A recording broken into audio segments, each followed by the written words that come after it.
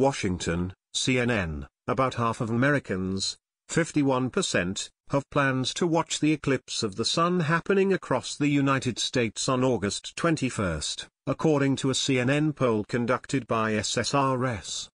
That figure climbs to 60% among those who live in states touched by the zone of totality, where the moon will completely block the sun's light in the middle of Monday's solar spectacle.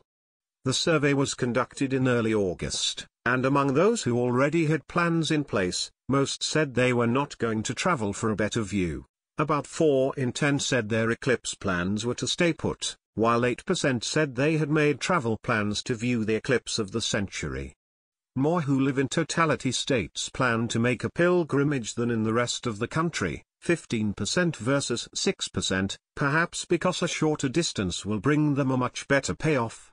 Although Lori Doherty and her husband live in Bend, Oregon, only about 30 miles from their zone of totality, they are among those who plan to do some traveling that day to stake out a good spot. They've booked a hotel in nearby Redmond, closer to totality, and are aiming to leave there at 6 a.m. to beat the traffic and claim a prime location from which to experience the view.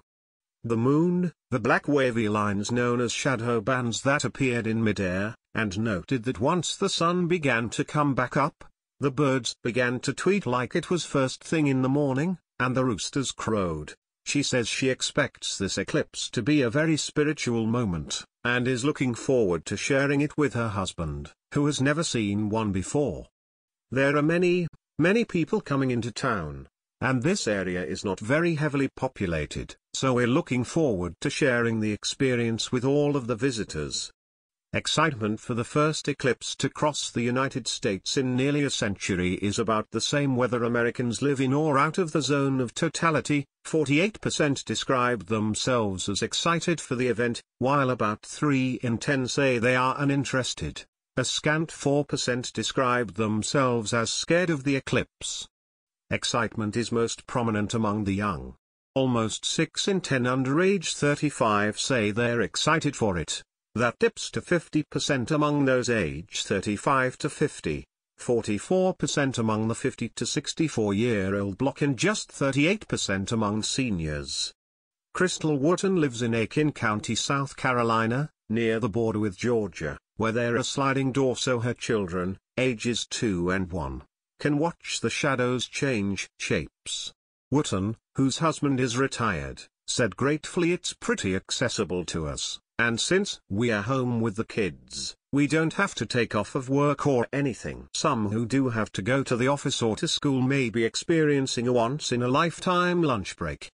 Eric Meadows will be watching at his office in Indianapolis, where his employer has planned an event for those interested in watching. In their area, about 90% of the sun will be blocked, and his employer will be providing glasses. Meadows' children will also be able to watch at their school. I was going to take the kids out of school and drive to the zone of totality, he said. But the kids' school system has a whole program planned around it for them. News about the eclipse seems more prominent in the states where the spectacle will be most spectacular. Those living in zone of totality states were far more apt than those in the rest of the country to say they'd heard a lot about the upcoming eclipse, 61% in the 12 states where a substantial chunk of the state will pass under the moon's full shadow versus just 28% outside of that range. Overall, 35% of those who've heard a lot about the eclipse are more apt to have made plans to watch it. 62% in that group planned to watch versus 45% of those who had heard less about it. And because nothing in this country is safe from political divisions, this celestial event too sparks a divide.